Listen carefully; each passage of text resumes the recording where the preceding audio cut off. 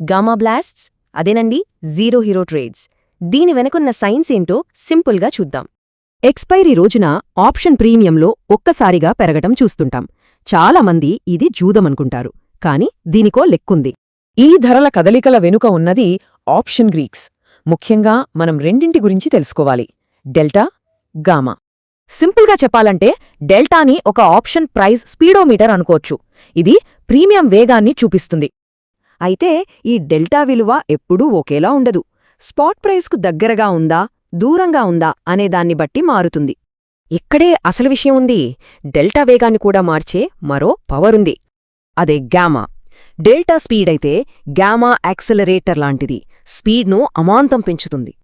మామూలుగా గామా తక్కువే ఉంటుంది, కాని ఎక్స్పైరీ రోజున సరిగ్గా యాట్ ది మనీ దగ్గర దాని విలువ ఆకాశాన్నంటుంది. దీన్నే గామా బ్లాస్ట్ అంటారు. ప్రైస్ స్ట్రైక్కు రాగానే గామా పెరిగి డెల్టాను వేగవంతం చేసి ప్రీమియం పేలిపోతుంది. ఈ చైన్ రియాక్షన్ వల్లే చార్ట్లల్లో ఆ భారీ స్పైక్స్ కనిపిస్తాయి. అవే జీరో హీరో అవకాశాలు. సరే, ఇది ఎలా పనిచేస్తుందో తెలిసింది కదా. మరి దీన్ని ట్రేడ్ చేసే అవకాశం ఎలా గుర్తించాలో చూద్దాం. మార్కెట్ ఒక స్ట్రైక్ వైపు వెళ్తుందని అంచనా వేసి ఆ గామా ఎఫెక్ట్ కోసం పొజిషన్ తీసుకోవాలన్నమాట. ఏ ఆప్షన్ పడితే ఆ ఆప్షన్ తీసుకోవద్దు. చౌకగా ఉన్నవన్నీ బ్లాస్ట్ అవ్వవు.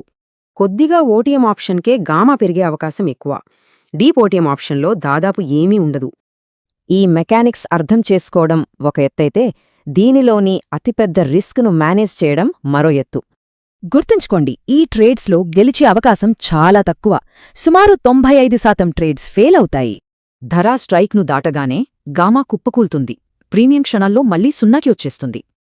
ఈ నియమాలు లేకపోతే ఇది ట్రేడింగ్ కాదు, కేవలం మన డబ్బుతో మనం ఆడుకునే జూదమవుతుంది. గామా బ్లాస్ట్ అనేది నిజమైన మార్కెట్ పరిణామమే. కాని దాన్ని పట్టుకోవడం నైపుణ్యమా, అదృష్టమా, లేక మన ఖాతాను జీరో చేయడమా? ఆలోచించండి.